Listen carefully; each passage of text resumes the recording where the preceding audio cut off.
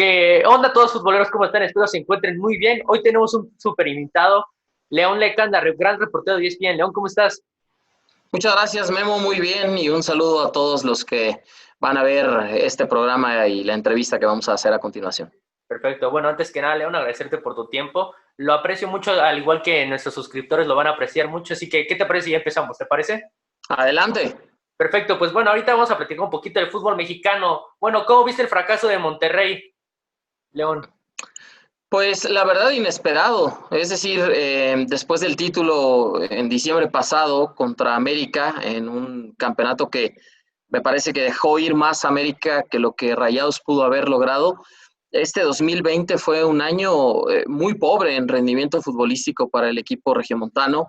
No olvidemos que el torneo clausura 2020 hasta la jornada 10, cuando termina suspendiéndose el campeonato por la pandemia, Rayados era el peor campeón defensor en la historia del fútbol mexicano, al menos desde que se tiene registro de los torneos cortos.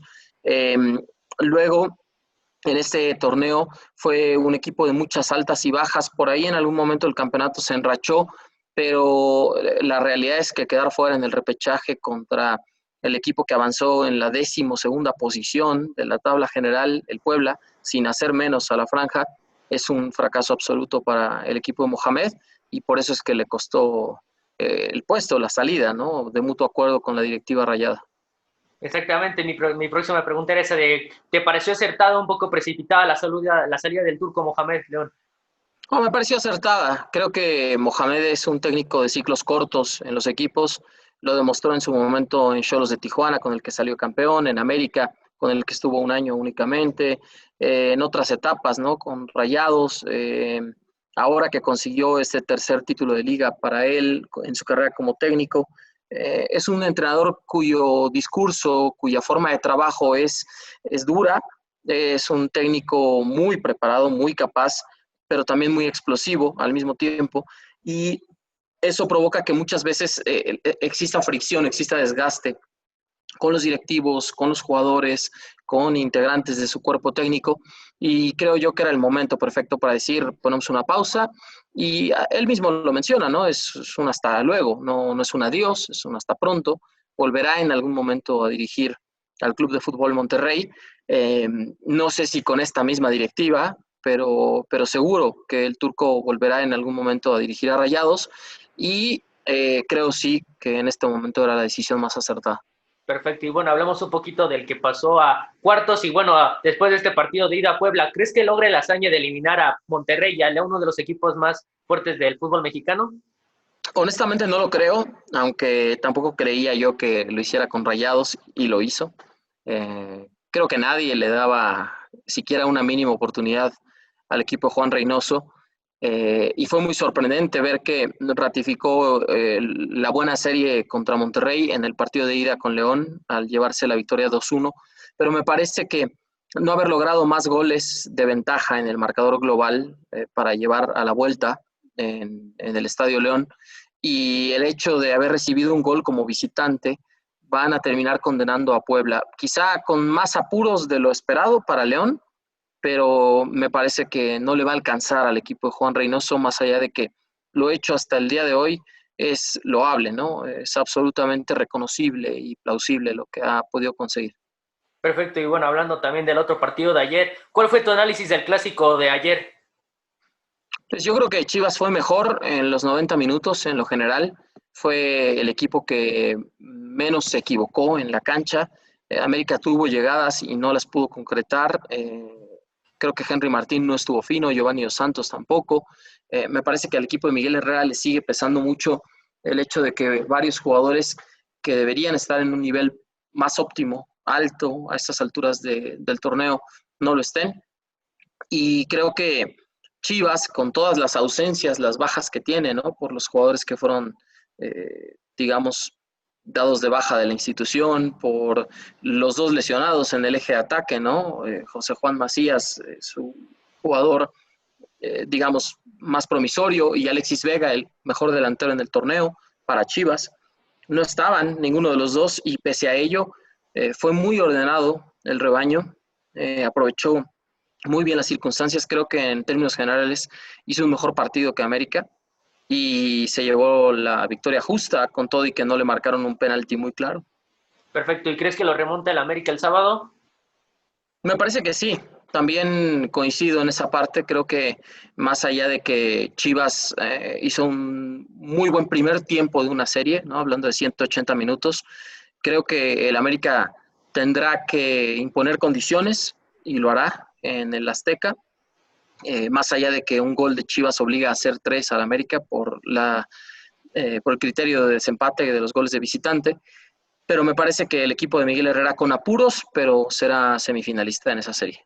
Perfecto, y bueno, como muchos sabemos, tú estás muy cerca de este Club América. Y bueno, hablando un poquito sobre los jugadores que son positivos por COVID o que dieron positivo, Leo Suárez y Roger Martínez, ¿van a poder estar en el juego de vuelta o no? No lo creo, todavía no se sabe, estamos a la espera de los resultados que sean publicados el día de mañana, viernes. Eh, Estamos hablando de que el partido de vuelta se juega el sábado, entonces la realidad es que la única forma en la que estos dos futbolistas, Suárez y Martínez, puedan formar parte de la convocatoria es que el día de mañana en los resultados de la segunda prueba de PCR arrojen negativo los dos y más allá de eso no han podido trabajar con el resto de la plantilla.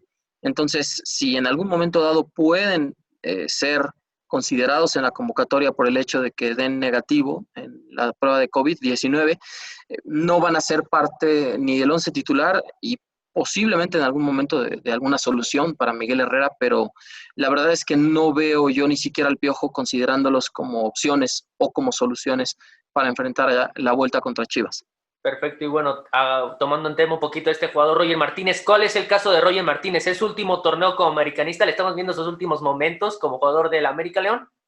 Pues él insiste en irse, ¿no? La realidad es que mientras no llegue una oferta convincente al América y al Club Villarreal, que posee todavía el 30% de los derechos federativos del colombiano, no lo van a dejar ir, porque está bajo contrato, es un jugador con un salario muy alto y la realidad es que América y Villarreal quieren recuperar la inversión y hay una cláusula de salida de 15 millones de dólares y de todos los equipos, ofertas que ha traído el agente y el propio Martínez a la directiva del América, la única que estaba en esa cifra de 15 millones de dólares era la del Inter de Miami hace casi un año. Y él no quiso irse a jugar a la MLS con el equipo de expansión, donde ahora están Rodolfo Pizarro o Gonzalo Higuaín, por ejemplo. Y por ello también la directiva dijo, perfecto, pues si te quieres ir, pero no quieres aceptar tampoco las condiciones de ambos clubes, me refiero a Villarreal y América, pues no te vamos a dejar ir tan fácilmente, ¿no? Porque aquí hay mucho dinero de por medio. Se le ha pagado un sueldo muy alto a Roger Martínez y también América pagó en su momento una transferencia muy alta para comprar el 70% de sus derechos. Entonces, llegaron ofertas y sí traía el representante ofertas del fútbol brasileño, pero ninguno era superior a 10 millones de dólares y en algunos casos obligaban al propio jugador a reducir su salario. Así que es una situación bastante compleja, bastante difícil. No podría yo decirte con total certeza si se va a ir o no. Él quiere irse, él y su representante han traído ofertas a América, pero mientras no se cumplan estas condiciones de las que hablo, no creo que la directiva ceda, que afloje, y eso viene en línea directa desde el propietario del equipo, el señor Emilio Azcárraga. Perfecto, León. Y bueno, esos días ahorita se ha tocado mucho el tema, o bueno, ha surgido mucha incertidumbre del caso de Nicolás Castillo. Mucha gente Uh-huh. habla de que va a regresar el próximo torneo, mucha gente dice que hasta el otro año, y mucha gente dice que hasta no va a poder volver a jugar. Tú dinos, ¿qué Uh-huh. sabes, León?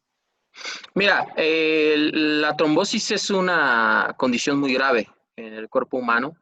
No hay que olvidar que en su momento el ídolo Miguel Calero falleció derivado de las complicaciones de una trombosis que además pusieron fin a su carrera un año antes, ¿no?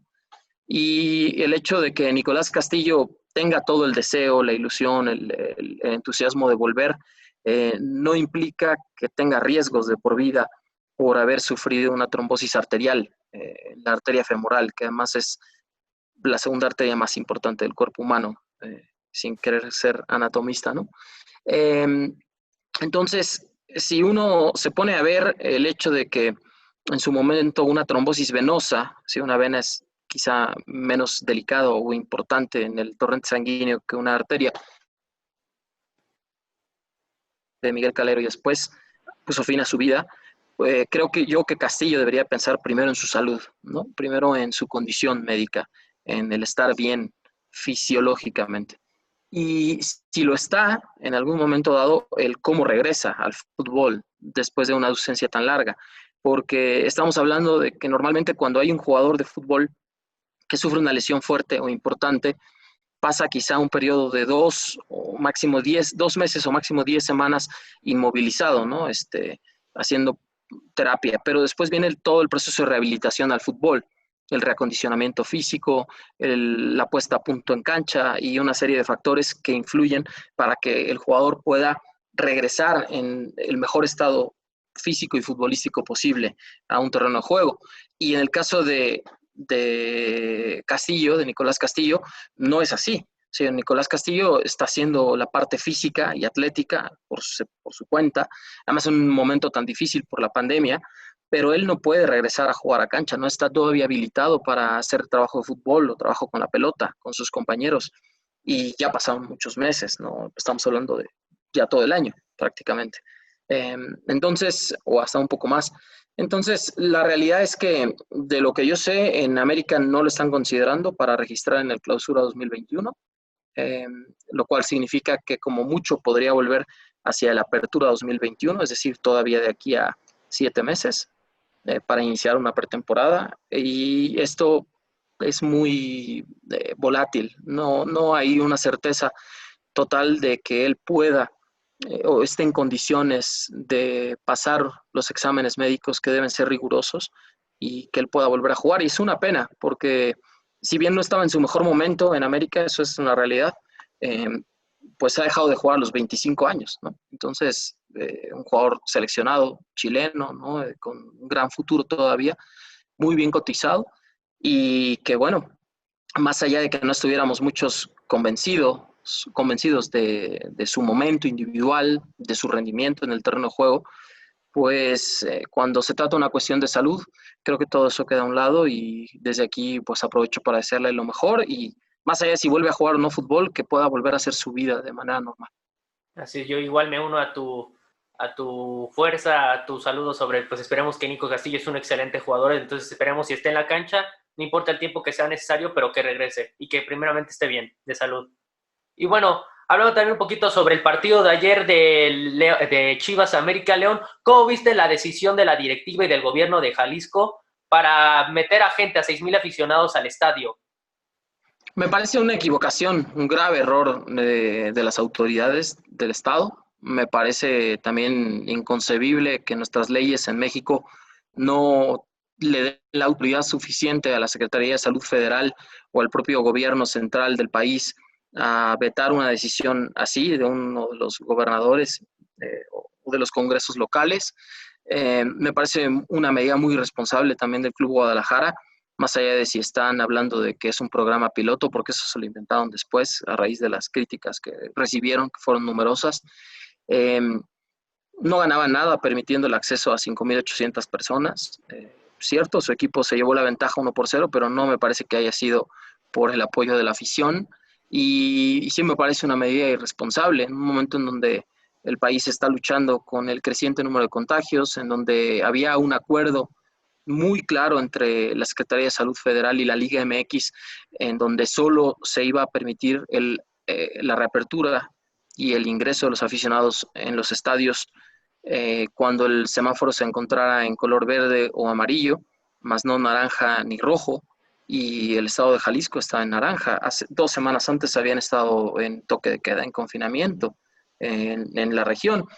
Solamente la zona metropolitana hasta el día del partido, eh, y me refiero a Guadalajara y los municipios de Zapopan, de Tlaquepaque, de Tonalá, tenía 110,000 contagios aproximadamente, más de 4.600 personas fallecidas. Complementar el comentario anterior, te diría, Memo, que me pareció una decisión lamentable, desacertada y también irresponsable, ¿no? Hoy las autoridades serán responsables de cualquier brote que pudiera haber existido y del rastreo que se haga entre las personas que acudieron al estadio y sus círculos personales. Perfecto, igual a mí me parece, bueno, comparto mucho esta idea. Un día antes del partido, el día martes, se acaba de romper récord de contagios en México en un día y al otro día, bueno, tenemos fútbol, bueno, me parece algo ilógico, pero bueno, no nos tocaba ese tema, al menos a mí. Y bueno, para ti, ¿quién fue Maradona? Ahorita hablando un día antes, después de su fallecimiento, ¿para ti qué fue Maradona, León? Para mí, posiblemente uno de los dos máximos ídolos en la historia del fútbol mundial. Creo yo que, evidentemente, por el momento que se vive ahora, por el impacto a nivel global que tiene su muerte, se está hablando de Dios, del máximo jugador de todos los tiempos, ya no digas de Argentina, pero me parece que tendría que estar a la par de Pelé. Me parece que esos han sido los dos más grandes en la historia. Sería difícil decirte uno por encima del otro.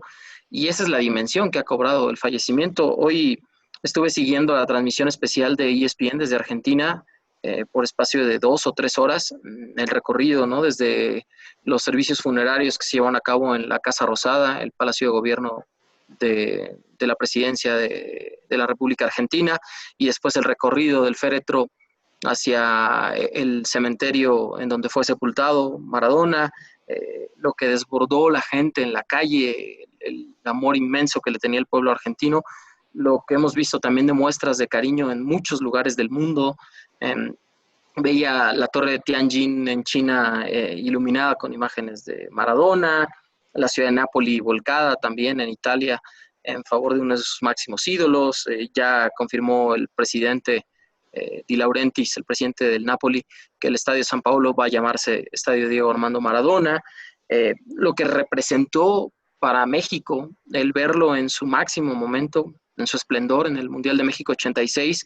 Yo tenía 3 años, no me acuerdo evidentemente, pero sí por toda la bibliografía y por todos los videos y por toda la crestomatia que existe a raíz de esa Copa del Mundo, en donde vimos a un ídolo y en muchos sentidos a esa figura endiosada de alguien que era falible. Digamos, si había un dios en el fútbol, pues era el más humano de todos, ¿no? Porque así como su vida tuvo muchos altos, también tuvo muchos bajos. Fue una historia de contrastes, de subes y bajas, de blancos y negros sin matices. Con Maradona era todo o nada. Y creo yo que hoy el impacto que tiene, además en posiblemente el año más difícil en la historia de la humanidad moderna, al menos, o quizá para no hablar de algo que no conozco, pues quizá desde la Segunda Guerra Mundial no se vivía en la humanidad algo semejante como este 2020, pues es algo como de decir, pues síguenos sorprendiendo 2020, ¿no? Porque empezamos, yo me acuerdo con los incendios de Australia, ¿no? De la Amazonia, y después el trágico fallecimiento de Kobe Bryant, y de ahí en cascada, ¿verdad? O sea, uno tras otro de acontecimientos. El día de la muerte de Maradona me tocó estar a mí en fútbol picante el día de ayer. Y recordaba yo justo, ¿no? Al aire como todas esos atletas, ¿no? O esos deportistas que en el 2020 han fallecido, ¿no? Desde Kobe Bryant y para no irnos, digamos, a nombres como Dan Larsen o Don Gibson o beisbolistas, ¿no? Históricos. O, nos centramos, por ejemplo, en México, ¿no? Dos de los medallistas mexicanos, dos de los mejores deportistas olímpicos mexicanos, ¿no? Ernesto Canto y Carlos Girón. Entonces, si uno se pone a ver lo que ha sucedido este año, la verdad es que es impactante, y creo yo que esto de Maradona y la forma en la que nosotros vemos al mundo conmocionado, el ser portada de los periódicos en más de 70 países, pues nos damos cuenta de la dimensión que realmente tiene el fallecimiento, y puedo decir que me siento afortunado de haber cubierto numerosos partidos de los Dorados de Sinaloa el año pasado, haber hecho cancha al lado de Diego, haberlo podido entrevistar brevemente, aunque fuera, estar en las concentraciones, verlo pasar por los túneles, estar a un lado de él, escuchar sus indicaciones como técnico, observarlo en los festejos con sus jugadores. La verdad es que como periodista, pues me sentí privilegiado el año anterior y hoy aún más, ¿no? Sí, bueno, también comparto mucho. La verdad, yo también estaba en clases en línea, yo cuando me enteré de esta noticia y bueno, luego me metí a ESPN en Argentina en 90 minutos de fútbol con Uh -huh. Viñolo, Sebastián Viñolo, Cabezón Ruggeri, Chao Fuchs. pero sí, la verdad me parecía muy impactante la reacción de ellos, muy triste para el mundo del fútbol. Y justamente te iba a preguntar esto de cómo la entrevistaste, qué se siente estar al lado de él, entrevistarlo, dinos, ¿qué se siente? Cuéntanos.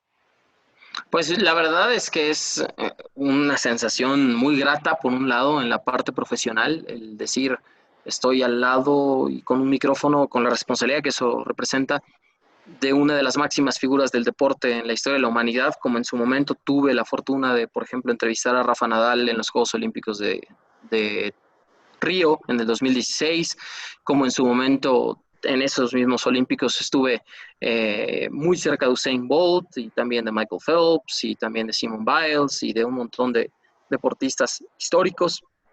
Me ha tocado, ¿no?, la fortuna en mi vida de entrevistar, por ejemplo, a Joe Montana o haber estado también con Carl Lewis. No me quiero olvidar de ninguno, ¿no? Iker Casillas, Rafa Márquez, Chicharito Hernández, o ahora con el Tata Martino.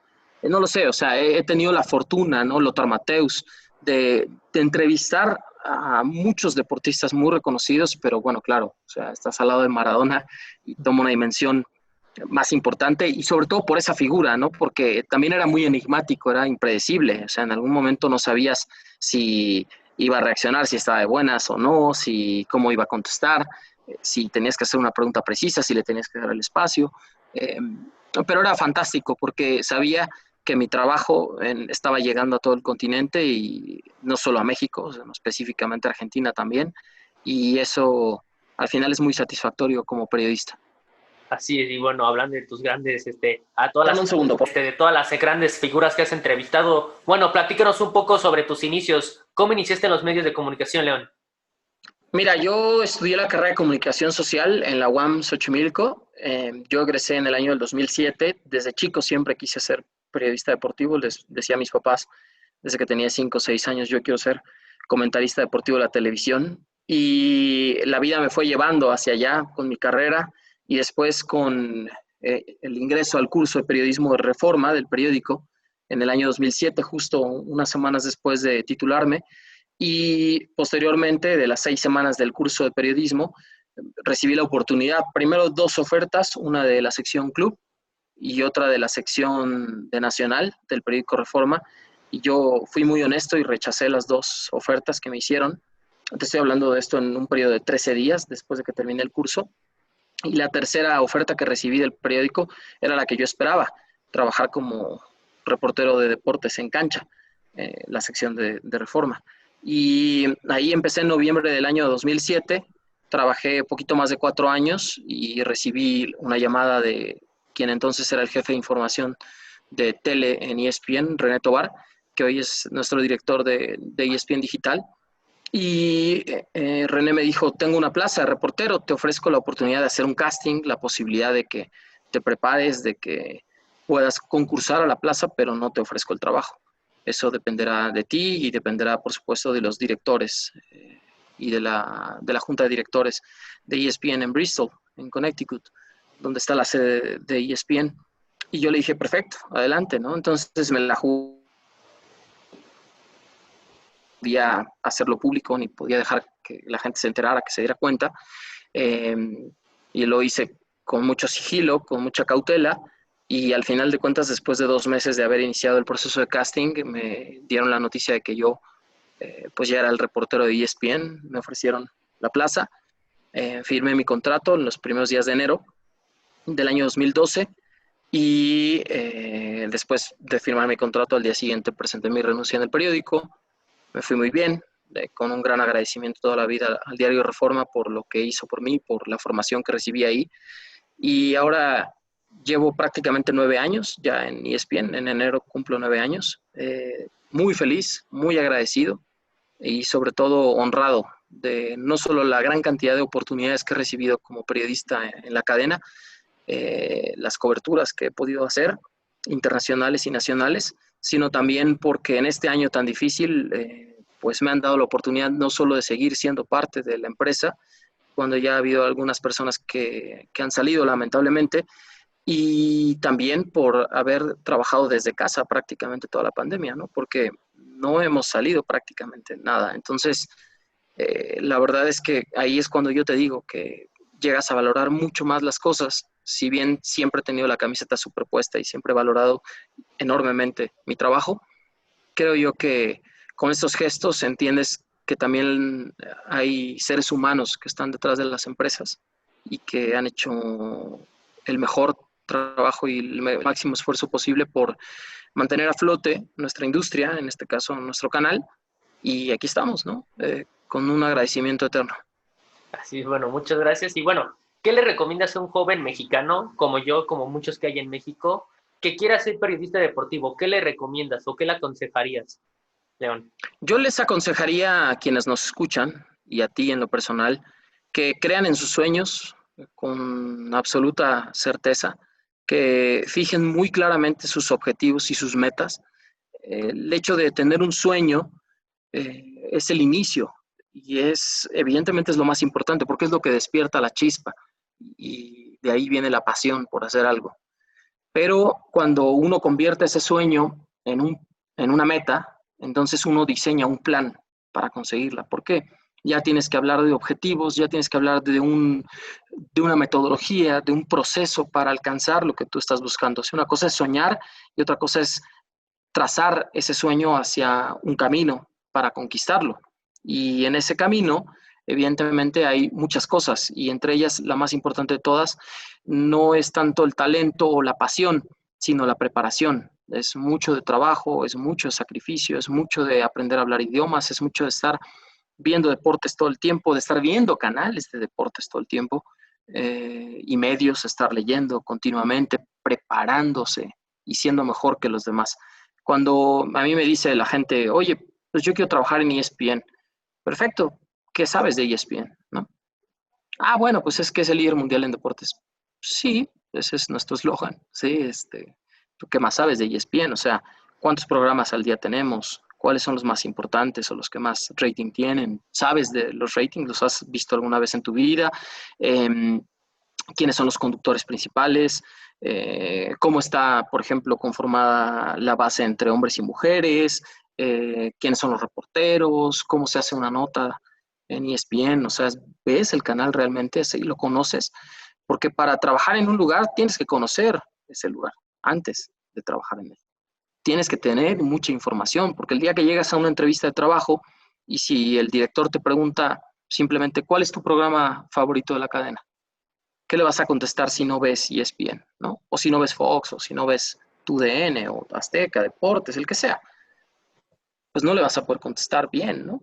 Se va a dar cuenta que le estás mintiendo si le dices, fútbol picante, ok, ¿quién conduce fútbol picante los viernes? ¿No? Pues ya te mataron, ¿no? Entonces, para trabajar en una industria, lo más importante es conocer a fondo esa industria, cómo funciona, cómo está conformada, cuáles son los retos, hacia dónde va. Por ejemplo, hoy toda la digitalización de la información, el streaming, el TV on demand, etcétera. Hay muchas cosas que están atrás del trabajo del periodista o del trabajo del conductor o del trabajo del comentarista o del analista o del narrador, ¿no? Que son varias funciones diferentes dentro de nuestro negocio, pero la realidad es que mientras más preparado estés, más posibilidades tienes de lograr lo que te propones. Entonces, esencialmente es eso, tu sueño, convertirlo en una meta, desarrollas un plan para lograrlo y en ese plan tienes que estar muy bien preparado, mejor que los demás, para poder aspirar a alcanzarlo. Perfecto. Y bueno, para cerrar, León, ¿para ti qué es el periodismo deportivo? Es mi vida, es mi pasión, es lo que otra vez te digo, siempre quise hacer y al mismo tiempo creo que implica una enorme responsabilidad y un enorme compromiso de quienes ejercemos la profesión del periodismo. No, no solo de deportes, estamos hablando de que el periodista tiene que ser alguien empático, tiene que ser alguien con los valores muy claros, ético, tiene que ser alguien con un sentido humano muy importante porque estás hablando de la vida de las personas. Otra vez en el ejemplo de Diego Maradona, ¿no? Tienes que ser alguien que verdaderamente ame lo que hace, porque es un trabajo que también implica muchos sacrificios, que también tiene muchas horas de esfuerzo, que también de repente tiene muchas horas muertas, ¿no? En donde estás esperando que algo suceda y puedes llegar a desesperarte. También es un trabajo en el que te pierdes muchas fechas especiales, cumpleaños, bodas, bautizos, navidades, año nuevo, cumpleaños de tus seres queridos, etcétera, etcétera, ¿no? Entonces, en realidad, implica muchos sacrificios. Es una industria que está sufriendo hoy en día, no solo los estragos de la pandemia, ya era una industria que estaba, de cierta manera, reacomodándose para enfrentar la crisis, ¿no? De tantas ofertas de entretenimiento y tanto contenido que hay hoy en la actualidad. Pues es decir, la televisión ya no es el medio hegemónico y único como hace 30 o 40 años, pero la realidad es que más allá de esa crisis a la que nos enfrentamos y que ha agudizado la pandemia, pues el negocio está ahí, el negocio está ahí, los lugares están ahí y la gente sigue consumiendo muchos deportes. Hay que entender a nuestra audiencia, hay que entender a nuestros consumidores y respetar nosotros desde nuestra trinchera, desde la posición que tenemos, que es privilegiada, respetarlos, ¿no? En todo el sentido de la palabra, y la mejor forma de hacerlo es ser profesionales y ser mejores que el día anterior. Competimos con muchísimas empresas, competimos con muchísimas formas de entretenimiento, porque ya no solamente estás hablando de que son un canal contra el otro, sino compites contra plataformas, compites contra redes sociales, compites contra videoblogs, compites contra canales de video, y también contra el cine, y también contra el teatro, y también contra cualquier oferta que exista para que la gente tenga su atención y ponga su dinero ahí. Y, sobre todo, más allá de eso, compites contigo mismo por ser mejor que el día anterior. Entonces, cuando nosotros entendemos eso, nos damos cuenta del valor que realmente tiene el ser periodistas y en este caso, regresando a tu pregunta, el valor que le damos al periodismo deportivo, quienes tratamos de ejercerlo de esta manera, con mucha responsabilidad y con seriedad. Perfecto, bueno, muy buenas palabras. León, bueno, antes de terminar la entrevista, muchísimas gracias, te admiro muchísimo aquí externo mi admiración hacia ti. Muchísimas gracias por darnos un poco de tu tiempo, por estas palabras y por todo tu conocimiento que ya sabes. ¿Algo que quieras agregar, León? Memo, un placer, gracias por tu paciencia. Sé que por ahí te cambié el día, que por ahí ya sabes, ¿no? Cómo se complica de repente todo. Eh, Quisiera decirle a la gente que yo no llegué con una recomendación de nadie, que yo no llegué con un apellido, con padrinos, con gente que me conociera en la industria.